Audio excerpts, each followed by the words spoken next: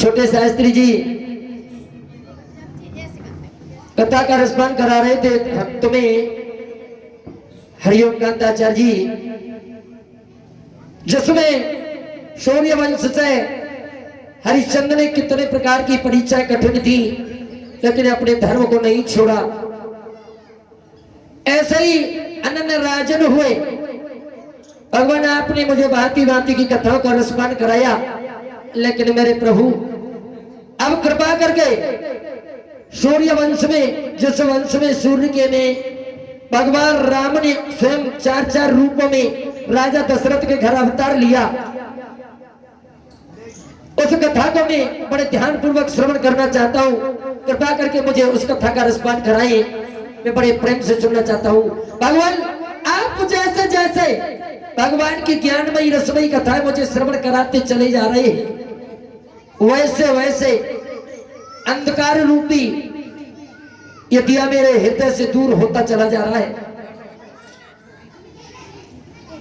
श्री सुखदेव जी कहने लगे, राजन परीक्षित, अब मैं तुम्हें सूर्य वंश के पावनमयी कथा का रसपान करा रहा हूं, आप ध्यान दे करके सुने।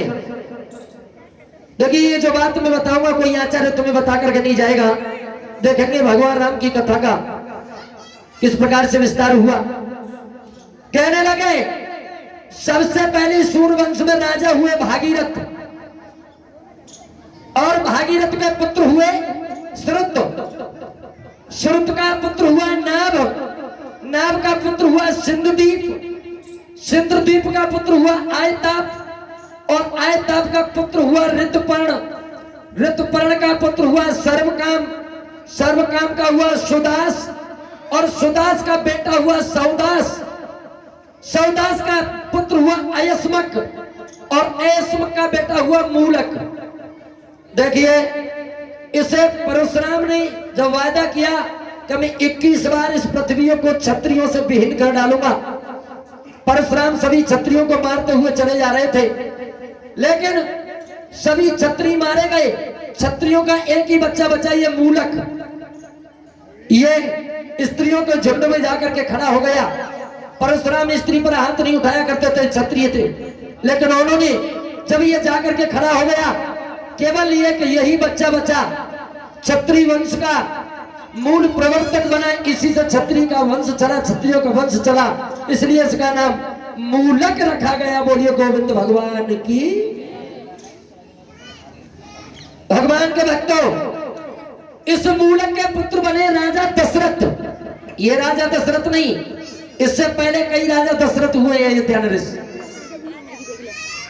मूलक के पुत्र हुए राजा दशरथ, और दशरथ के पुत्र हुए एडविड, एडविड के पुत्र हुए विश्वसय, विश्वसय के बेटा हुए संवरण, संवरण के पुत्र हुए दीर्घवायु, और दीर्घवायु के पुत्र हुए राजा रघु, और राजा रघु के पुत्र हुए अज। तब कई राजा अज के पुत्र हुए राजा दशरथ। भगवान के भक्तों, राजा दशरथ के 3 रानियां थी, कौशल्या, सुमित्रा, कैकेयी। है परीक्षित, राजा ने देवताओं को बहुत प्रार्थना की, स्वयं भगवान ने तब 4 रूपों में आकर के भगवान ने अवतार लिया राजा दशरथ के घर, भरत, लक्ष्मण, शत्रुघ्न। देखिए रामचरितमानस में राजा दशरथ की 3 रानियां बताई हैं, और देखिए कौशल्या का विवाह राजा दशरथ के साथ कैसे हुआ, और कौशल्या किसकी बेटी थी।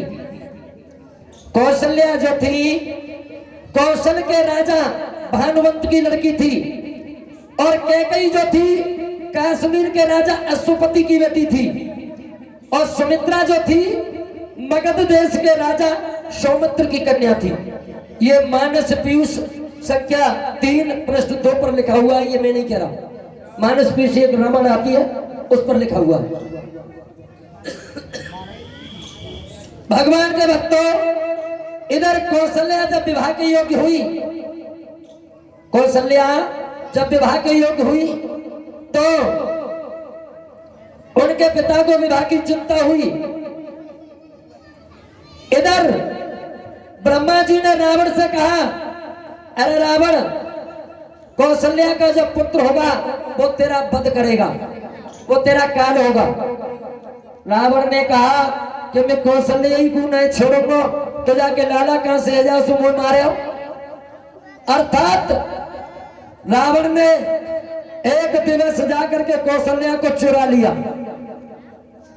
और चुरा करके एक पटारे में बंद किया, एक लकड़ी के संदूक में बंद किया, और एक राघव नाम के मत्स्य थे, उन्हें जाकर के वो पटारा सौंप दिया, ये मेरी अमानत है, समय आने पर मैं इसे तुमसे वापस ले लूंगा। रख करके रावण चला गया। इधर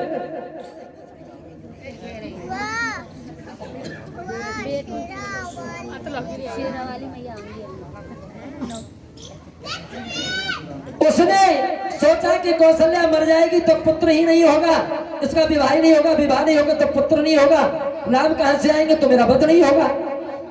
देव योग से एक दिन राजा दशरथ नाव में बैठ करके उस समुद्र में आनंद ले रहे थे। नाव की पतवार टूट गई और टूट जाने से राजा उस पतवार से लिपटे हुए आकर के उस राघव मत्स्य के पास आकर के लग गए। ठंड से व्याकुल थे, उन्हें वो संदूका दिखा, उसने उस पटारे को खोला तो उसमें कौशल्या लेटी हुई थी। कौशल्या के साथ राजा दशरथ उस पटारे में लेट गए। सुबह जब मालूम हुआ, इधर राजा दशरथ अपने घर को चले गए। इधर रावण ने ब्रह्मा जी से कहा कि मैं कौशल्या को तो चुरा लाया हूं। यह सुनकर के शौनकादिक ऋषि ने फटकारा। रावण शीघ्र उस मंजूषा को मत्स्य से लेकर के और वापस कौशल्या को छोड़ाया। इस प्रकार से राजा दशरथ का विवाह कौशल्या के साथ हुआ। बोलिए गोविंद भगवान की। देखिए, पश्चिम के केलिय देश राजा त्राण संतु की 150 कन्याओं का विवाह भी राजा दशरथ के साथ हुआ। त्राण संतु के छोटे भाई धीरस्मान की 40 बेटियों का साथ भी राजा दशरथ का विवाह हुआ। यह जगदीश रामायण में लिखा हुआ है। राजा दशरथ के 760 रानियां बताई हैं, लेकिन मुख्य जो थी 3 पटरानियां थी। भगवान के भक्तों, विश्राम सागर में अध्याय 3 पर 760 रानियां लिखी हैं। इधर सबसे पहले सुमित्रा के एक शांता नाम की लड़की पैदा हुई। जो सुमित्रा थी, राम की जो बहन thी, उसका नाम था शांता। एक लड़की पैदा हुई जिसका नाम शांता था। तब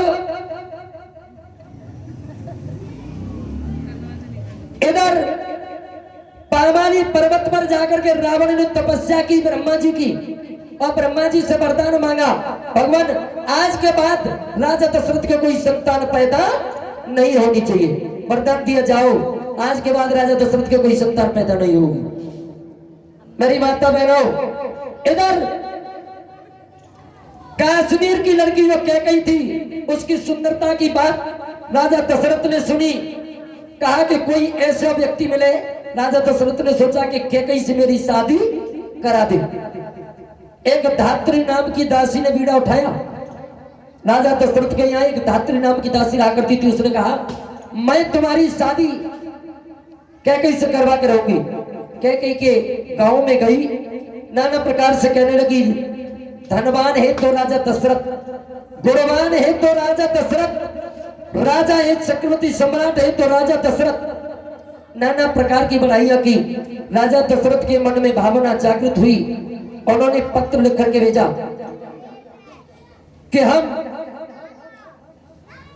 तब कैकई के बताने पत्र लिख करके राजा दशरथ के लिए भेजा कि हम अपनी बेटी की शादी तुमसे करना चाहते हैं। राजा दशरथ राजी हो गए, सहमत हो गए। लेकिन जब बारात दरवाजे पर आ गई, भामरों का नंबर आने वाला था, तभी कैकई के पिता ने कहा, ठहर जाओ, क्या बात है राजन, हम एक शर्त पर अपनी बेटी की शादी तुम्हारे साथ करेंगे। वो क्या शर्त होगी?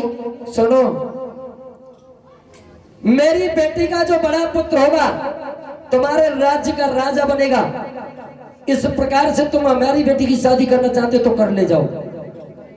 राजा दशरथ ने वादा किया, जाओ, मैं कैकेयी का बड़ा पुत्र होगा उसका राज तिलक कर दूंगा, उसे ही राजा बना दूंगा।